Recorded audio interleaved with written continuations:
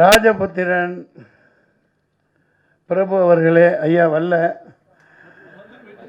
வந்துட்டு போயிட்டாங்களா? ஆஹா, உடம்பா? அதெல்லாம் சும்மா, அவருக்காவது உடம்பு சரியில்லாமல் இருக்கிறது. நான் இருந்தால் விட்டுருக்க மாட்டேனேன். ஏன் விட்டீங்க? உங்களுக்கு ஒரு விஷயம் தெரியுமா? இந்த கூட்டத்தில் யாருக்காவது தெரியுமா?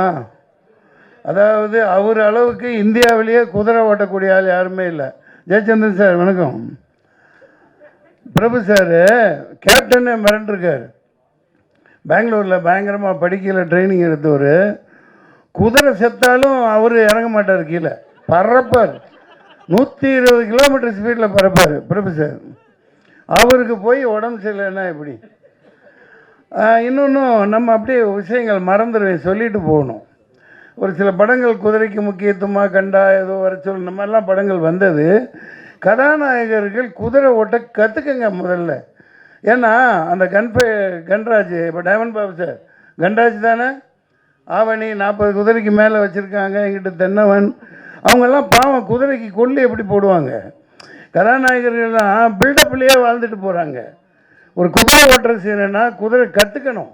அது என்ன ஒரு 1000 2000 1000 10,000 கொடுத்து கற்றுக்கிறதுல என்ன? கற்றுக்க மாட்டேங்கிறாங்க.